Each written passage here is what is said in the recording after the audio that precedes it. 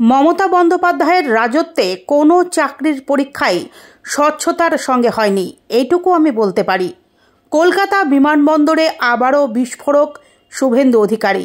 আজ সকাল 11টা নাগাদ কলকাতা বিমানবন্দর থেকে দিল্লির উদ্দেশ্যে রওনা দেওয়ার আগে সংবাদ মাধ্যমের মুখোমুখি হয়ে শুভেন্দু জানিয়েছেন যে আজ দিল্লিতে সর্বোচ্চ নেতৃত্বের সঙ্গে তার পার্লামেন্টে দুপুরে বৈঠক আছে এবং এই বৈঠক শেষে আজ রাত্রেই কলকাতায় ফিরবেন তিনি।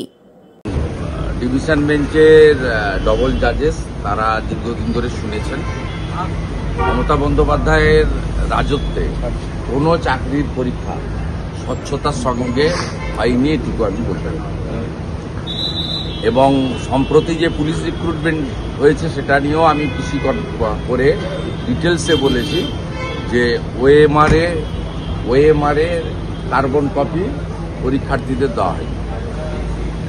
আমার পার্সোনাল বিশ্বাস এক্স জাস্টিস অভিজিৎ গাঙ্গুলি সঠিক জায়গাটা ধরেছিলেন এবং সেই সঠিক জায়গাটা আইনের দৃষ্টিভঙ্গিতে বেঠিক হওয়ার কোনো জায়গা নেই,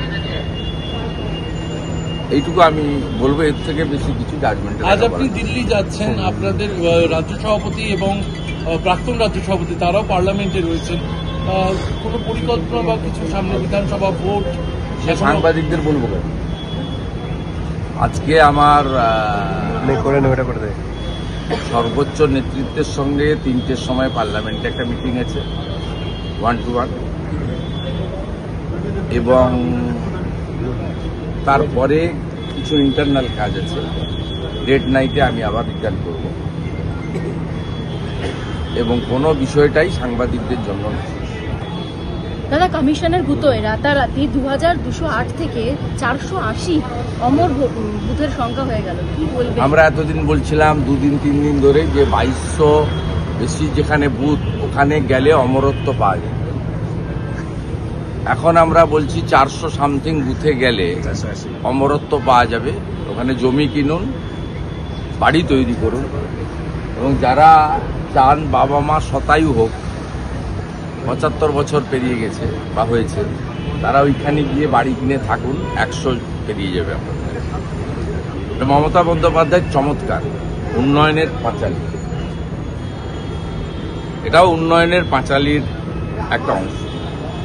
26-এর ভোটে বঙ্গ জয় করতে এবার সংঘের প্রবাস মডেল ভরসা করছে বিজেপি। না, আমি বলবো না, তো আপনি শুনে বলছেন। সূত্রের কথার উত্তর দেয়নি। ঠিকানার পর্যন্ত বিক্রি হচ্ছে, একটা ঠিকানা 13 জনের নাম।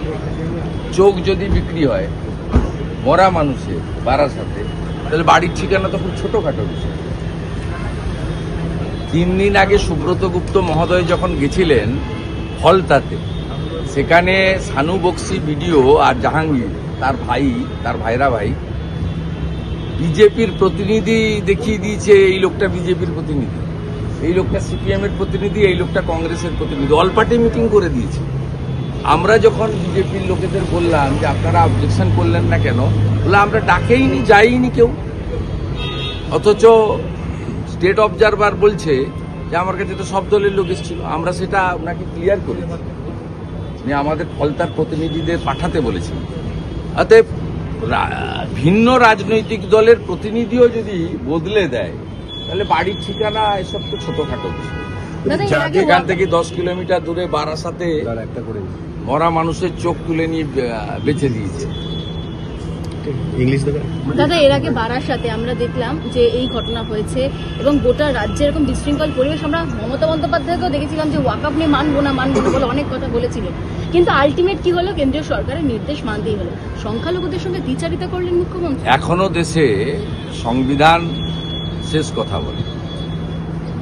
মমতা বন্দ্যোপাধ্যায় তার যে অপরচুনিস্ট পলিটিক্স এবং মিথ্যা কথার পলিটিক্স তিনি বারে বারে প্রমাণ করেছেন, ধরা পড়েছেন।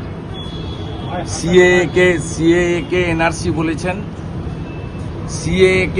বলেছেন, আজকে সিএ সার্টিফিকেট পাচ্ছে উদ্বাস্তুরা, প্রমাণ হয়ে গেছে মিথ্যা। ওয়াকম অ্যামেন্ডমেন্ট বিল মিথ্যা বলেছিলেন, আর মুসলিমরা বলছে, তোয়া সিদ্দিকিরা বলছে, আমাদের বলতে হচ্ছে না।